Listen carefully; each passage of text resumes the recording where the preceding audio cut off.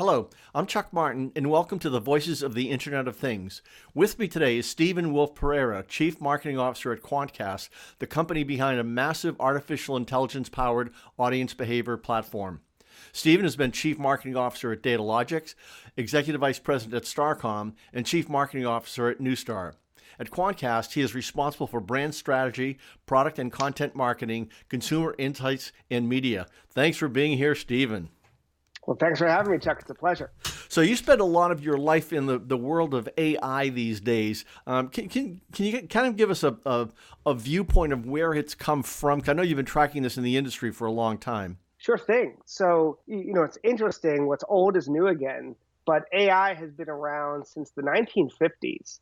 And it's kind of interesting that it's taken this long for it to really kind of reach this tipping point. But it's really been a combination of three main kind of industry forces that have really now all come together.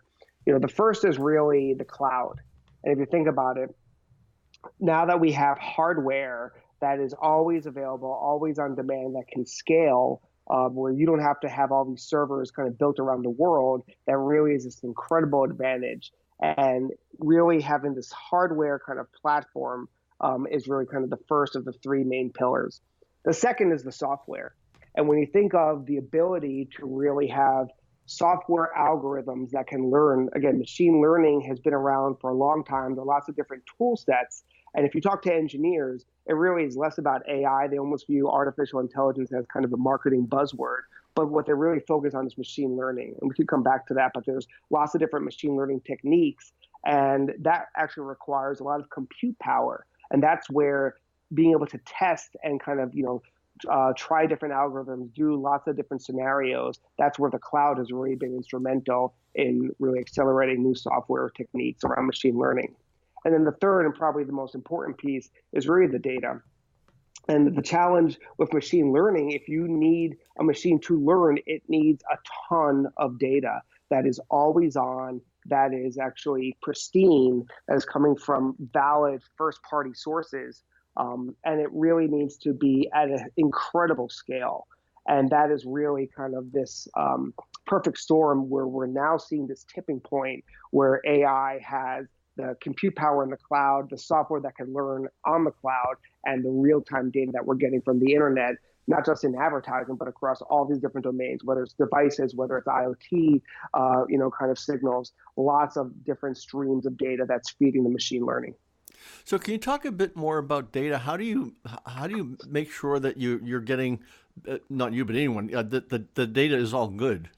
Yeah, it's actually one of the biggest challenges that marketers have right now. And, I think it's we've reached this point where we are drowning in data. And the challenge is a lot of it is crappy data. And a lot of it has come from third-party sources. And the issue with third-party data is that it's a copy of a copy of a copy. And it's really not that valuable. But the challenge is, how do you know? How does a marketer actually differentiate between all the different sources of data that they have or that they're being pitched? And there really is no way to kind of have a really good way to benchmark or to compare and contrast. A lot of people could, criticize the fact that we still use kind of demo data, kind of age and gender to buy media. Certainly, obviously, that was what the whole kind of TV empire was built on, age and gender demos. But there was a reason. It's because everyone can agree on age and gender. When you talk about, here's an audience of, moms that like to cook, how do you know what's in there? So, really understanding kind of what's in the data has been a challenge. And now we're coming to a point where there's so much data that what people are really lacking is insights. And you might have folks that are data rich, but they're really insights poor. And that is where we need to make this shift from going to the focus on data to about the patterns in the data. And that's just one important use case of where machine learning can really inspire human learning. So I read on your some of your background on your site that your company quantifies 100 million destinations online. How on earth do you do that? Yeah, so our founder and CEO, Conrad Feldman, he's a Brit. He actually has been working in AI for over 25 years. And, it's really special when you get to work with a founder, someone that truly is technical and that understands the space as well as he does. But he actually dropped out of his PhD program in I think the early 90s when he was at University College London, and he was getting his PhD in neural networks. And that's the deep learning, the kind of sexy area of machine learning that everyone talks about. But the reason why he dropped out is because he was approached by the London Stock Exchange, really trying to figure out how to use machine learning to do detection of money laundering. And after a decade of building software that was actually doing that, he sold the company. And then he realized that even though it was really compelling and it was very interesting work, there wasn't enough data to really have the machines learn to the level that he wanted them to. And so he kind of stumbled upon the advertising industry. And in 2006, he started Quantcast with the initial kind of value proposition of how can we really understand who your audience is if you are a site, if you are an ad-supported publisher.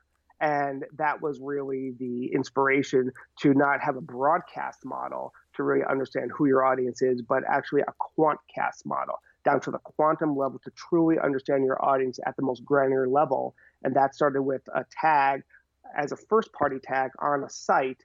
And that was really the way that Quantcast started. And today, Quantcast tags are used on over 100 million mobile and web destinations to really understand their audience. So is it audience that you're tracking, or is it people? Sure. So it's interesting when people, kind of ask this distinction. The reality is everything comes down to an IP address in some way, shape, or form within the HTTP protocol. That basically is giving you identifiers to understand audiences. And when people talk about, oh, is this a person? It's really difficult to just understand, kind of tying the offline and online together. But when you think about just digital audiences, having one dimension, one signal is, interesting. When you actually have thousands of different signals multiple times a month kind of coming together to help you understand an audience, when you understand the consumer, that is where you're really able to kind of understand behavior. And it's all anonymized, but it's a very powerful approach to understand from a first party source. I think that actually is one of the key differentiators when it's coming from the actual publisher, when it's coming from the actual marketer, when they actually understand their audience with first party data. That is really the differentiator. So can you give me an example of what a brand or a publisher might see from the data?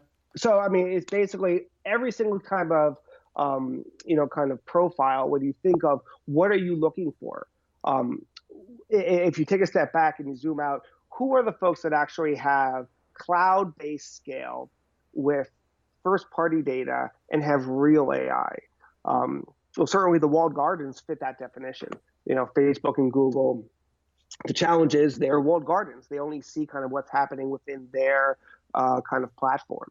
And, certainly they have an incredible success and they certainly get a lot of share of digital ad dollars. But while they might get 60, 70% of all digital advertising, they're actually not 60 to 70% of the internet. That is not where people spend all of their time. And so I think a lot of people conflate share of voice with share of audience. And so they should certainly be a part of the mix, but realize that that's not where people are spending all of their time. And if you took off all of the publisher content away from Facebook, for example, you actually would have maybe pictures of my 2.5-year-old son and maybe some cat videos, but you wouldn't have the content that's coming directly from publishers. And I think that's what we really stand for and champion. We're here to champion brands, whether it's a brand marketer or a brand publisher. And that's kind of the other, call it, 90+% of the open internet. And when you think of understanding an audience, they're going to consume content that is going to be of interest to them. And so that content is coming directly from the source. So when it's the Oscars, people might be going to Variety, or they might be going to The Hollywood Reporter, or they may be going to Entertainment Weekly. When they want news, they might go to The Economist, or they might go to Vice, or they might go to BuzzFeed. They're going to go to the source of where the content is coming from. And I think that is where there is incredible riches to understand all the different dimensions of an audience. because when you understand over a period of time, that's why it's the behavior graph, whereas Facebook might be the social graph or Google might be the search graph. But the behavior graph is really about content and context, and it's constantly changing. What's happening now on February 5th is very different from, kind of the behavior of people online when it was around Christmas time and, before that when it was around Thanksgiving. So understanding this kind of real-time pulse of the internet, that things are constantly changing and all these different dimensions to understand an audience at a most granular level, that is what's really compelling, and that's what brands are looking for. So they're looking for information just about their specific audience, so that you would be able to tell them your audience, besides going to your place for content, they're also doing these other things with their time. Yeah, think of it as kind of all the different dimensions that make up, an individual. So let's say here's Chuck, and Chuck is, really informed about the media, marketing, and advertising industry and loves technology, but he also maybe is a foodie. And, he maybe really loves to travel. And he really loves Star Wars. And, the new Star Wars, Han Solo trailer just dropped. And so all these different dimensions that make up you, that is kind of one individual. But then how are we able to aggregate and find all those interests and then find new customers? It's really interesting when you think of retargeting. Retargeting is kind of like this really blunt, tactic where all you're doing is shooting fish in a barrel, right? It's really not that interesting. And it's actually part of the annoyance that we've seen in the industry because, here's someone that, kind of clicked on a site or clicked on an ad, and now you're going to bombard them with ads, for the rest of their life. That infamous shoe ad that keeps on following you. That is, kind of one tactic. But what do you do when you actually have not had that first moment of engagement?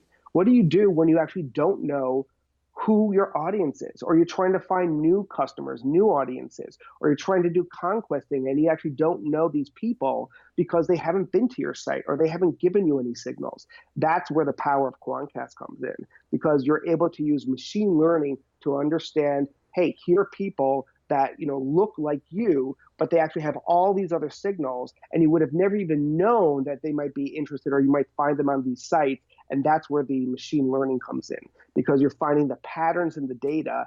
And I think it's really exciting to see where AI is really going to start to impact marketing, because this is going to be the next frontier. This is where understanding how AI is truly going to transform marketing and really drive growth.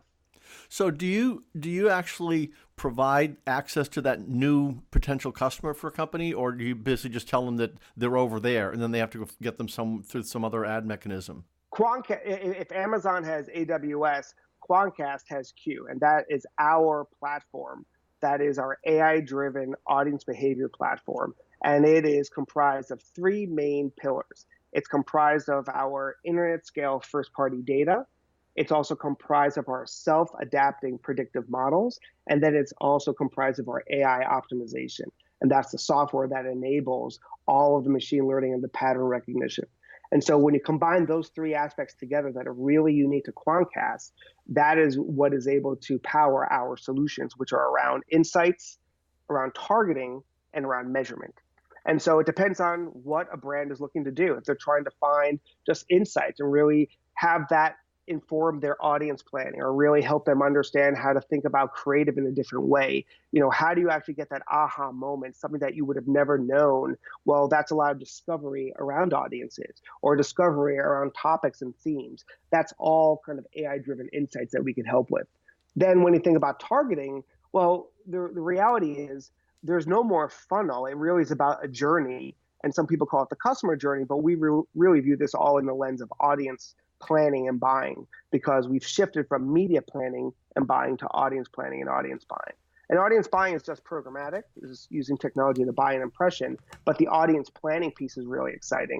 And that's where, when you think of targeting, it could really be about how do you influence an audience before you ever know anything about them. And once you do know something about them, how do you convert that audience to the action that you want? And then certainly the measurement. So the different customers, I mean, like your clients, like NBC, Whole Foods, Citibank, Royal Caribbean, they're different.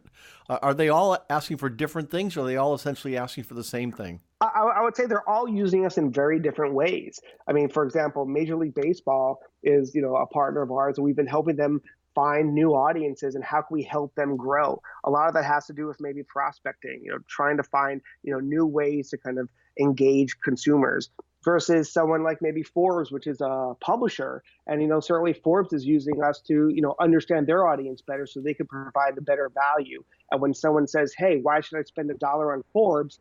Well, Forbes is now showing them that they actually know their audience, and here are the reasons. And oh, by the way, you probably didn't even know that we have these consumers on our site.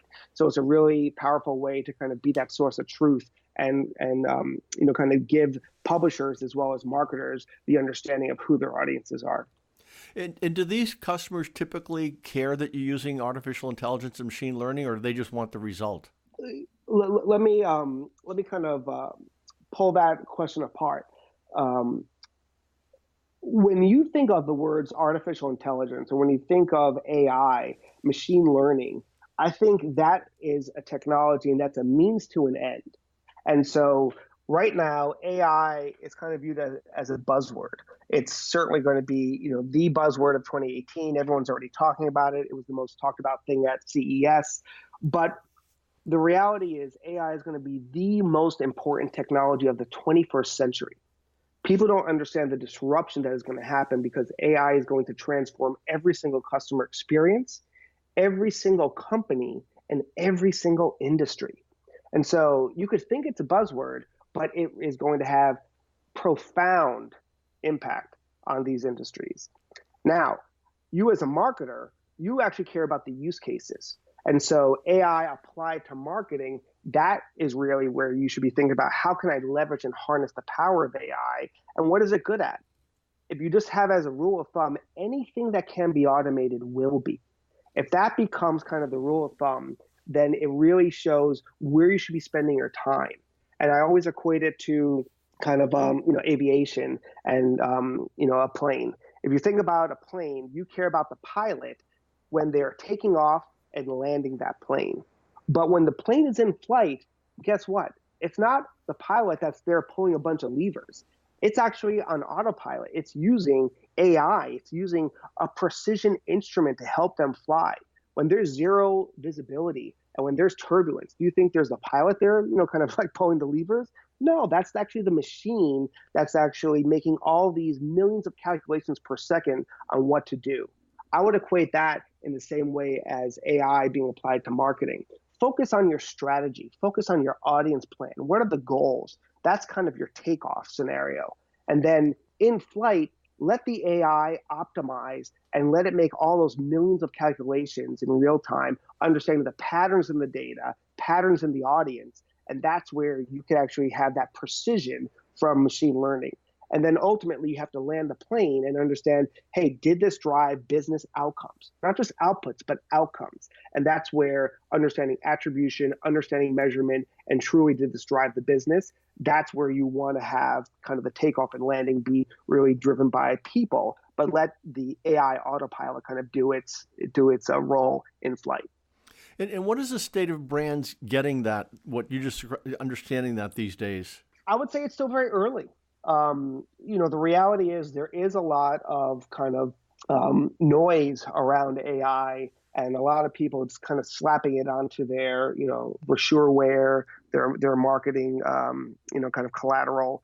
But marketers are still trying to figure out digital, to be honest. I mean, a lot of marketers are still trying to figure out how do I leverage and make the most of programmatic. And what you see is this larger trend for brands to really start to go direct. And so a lot of this has to do with the growth crisis that is happening in marketing. And this is bigger than any one company. This is certainly what we are trying to do, which is to help brands grow. But make no doubt about it, there is a growth crisis. And when you think of it, Mark Pritchard, the chief brand officer for Procter & Gamble, he's been going to all the major industry conferences and sharing some, really interesting, kind of data points. And one of them is that over half of the Fortune 500 have actually declined in revenue. On average, 9% revenue decline. That is an issue. And when you think about the millions and millions of dollars that have been spent on ad tech and martech and all this stuff, are we actually seeing growth? The answer is no. And so something's not working. And then you combine that with the fact that marketers have seen the median tenure of a CMO decline. The recent Spencer Stewart data, which came out last May, showed that CMO tenure went from 33 months in 2012 to 27 months in 2016. Well, I'm glad we're So talking now. so exactly. So I better get my act together. But the reality is that's a little over 2 years for you to make an impact on the business and help the company grow. And so there is no more room for BS and shiny new objects. Marketers have to get back to basics. Brands need to grow. And all the disruption that has happened because technology has permanently divorced audiences from media. Technology, with the rise of all the walled gardens, they're actually disintermediating brands from their customers. And with all of this data, it's actually getting harder and harder to understand insights. And now you actually have the rise of AI.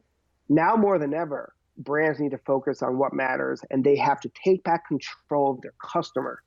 And part of that is going direct, and part of that is going to be using AI. The good news is there are going to be more and more tools where marketers can take back control of their customer. And I think that's where AI is going to open up a lot of opportunities for brands to say, you know what, we can actually do this directly. Do you see a time in the future where this actually turns around, where the consumer is saying, hey, I know there's this AI out there. I want to use AI to basically pick things for me in real time? Absolutely. I do think that you're going to see the convergence of where marketers are trying to constantly get in front of consumers. I think consumers will have more and more tools that they are going to let in the brands that they care about. Now more than ever, it's critical for brands to have purpose. How do brands add value and meaning to your life? And certainly they're the classic brands, the Apples of the world, the Nikes, brands that are just beloved and have huge fan bases. And you want to hear those messages. You might want to hear the message for the latest, HomePod or the latest, kind of Air Jordans. But how does that work with, toilet paper? How does that work with, toothpaste or, any of your basic CPG or maybe auto or maybe retail? You have to think about how are those brands going to add value to the consumer.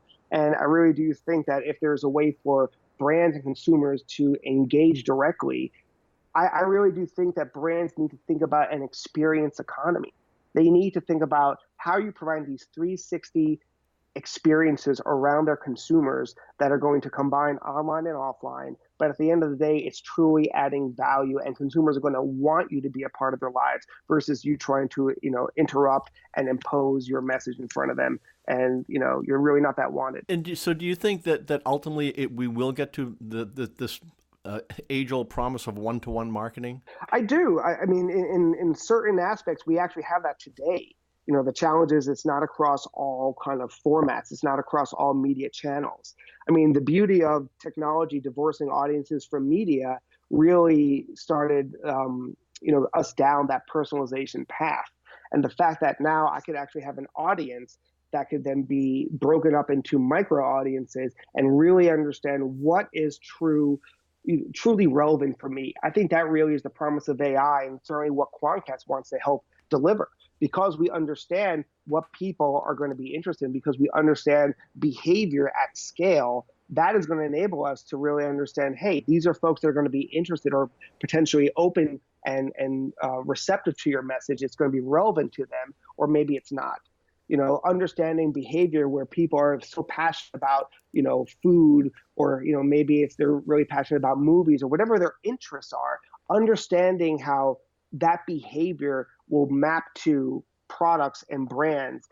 That's where that intersection lies. So the technology exists today. The challenge is it's not across all channels. It certainly exists in digital, in spades. Obviously, it has not caught up with TV, and that's, I think, part of the promise of addressable TV. People are really hoping they could do the same thing. So lastly, where is AI ultimately heading? You probably saw Japan is launching a robot basically named Erica that's basically going to replace a TV anchor reading the news. And that's all through artificial speech and AI and so forth. Where ultimately does AI go over the next few years? Sure. I think, people should take a step back and think of that mantra of anything that can be automated will be. And so you're going to see thousands of jobs actually go away because of AI. The reality is, if it's basic work that is monotonous, that is repetitive, that does not incorporate a lot of strategy or a lot of creativity, then guess what? That probably should be automated. And this is not something that's new. I think ever since the dawn of the printing press, we've seen kind of technology automate things and make things scale. And so that is just a natural progression. I think the challenge is we're going to start seeing this at an exponential rate. And so when more and more things get automated, what's going to happen to kind of the larger workforce? What's going to happen to ways that you are going to engage consumers? I think as a brand, you should really focus on the things that cannot be replicated by a machine. And so I think you're going to see a premium on strategy. I think you're going to see a premium on strategic planning. I think you're going to see a premium on creativity, because the creative process, that cannot be automated, right? Understanding patterns in the data, that absolutely can be automated, but now you're going to have better tools for you to kind of come up with better, more relevant, creative ideas that will be more impactful, and hopefully they'll be done in a smarter, faster, better way. But absolutely anything that can be automated will be. Thank you, Steven Wolfe Pereira, and thank you all for listening to the Voices of the Internet of Things.